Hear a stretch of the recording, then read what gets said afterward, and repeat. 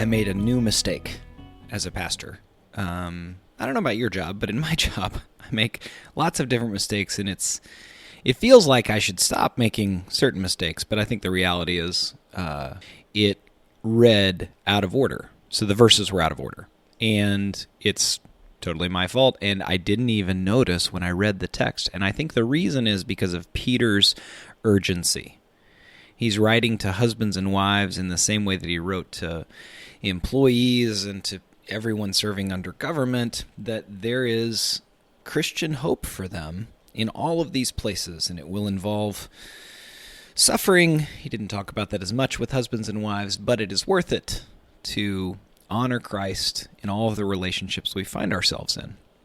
And part of the reason that I didn't notice that the text was out of order is because the letter overlaps. Peter reminds me of someone who would color something in by moving around it and not thoroughly completing any section until the end. Paul's much more linear. You could watch him coloring something in, and it would happen gradually, step by step. I think James just colors outside the lines, but Peter kind of goes in a circular motion.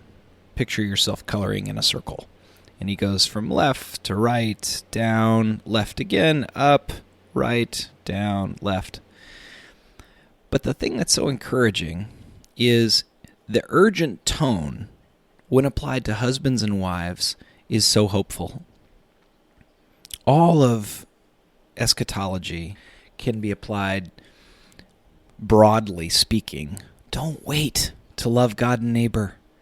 Whether it's Jesus talking in Mark 13 or 1 Thessalonians or the book of Revelation or Peter, who says finally in chapter 3, and he's right about halfway done with his first letter. He's going to write a second letter also. Why does he say finally? Because he wants people to not wait. And there's an embedded, implied, powerful hope in there for spouses. You can learn to live with your spouse in an understanding way. And let's define submission as thinking of the other's good before your own. That's not an exclusive definition for submission, but I think it's a good definition in relationship. So you can learn increasingly to understand your spouse, and you can put their good above your own. Not every single time. That's not what Peter's talking about, but he's talking about a lifestyle of learning to live in an understanding way and pursue the good of the other. And there's so much beautiful hope in these passages. I think in a traditional society, we would have to say something to make sure people know, not every single time. In a modern society, we throw out chapter 3, verses 1 through 7 about submitting, wives submitting and husbands living in an understanding way, and we miss the beauty of them because of the culture. Here's the beauty. In an eschatological sense, don't wait, because you can learn to find your spouse again. You can become a better listener. You can change. I'm convinced it requires more energy to not change than to change. But more importantly, here's Peter speaking almost poetically with a great deal of urgency. I can picture his pen flying across the page quickly.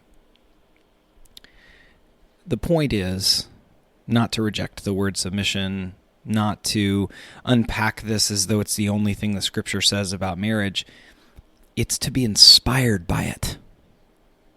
And if you're single and you're listening to this, be inspired that your relationships can increasingly get healthier, primarily through the two things Peter talks about: learning to sometimes put the good of the other before yourself, and learn to listen.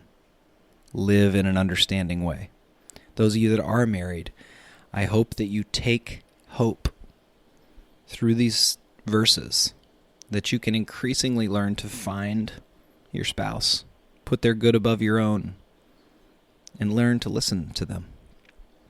This isn't the gospel, but the gospel empowers it. Because we're loved, we're able to love those in our life.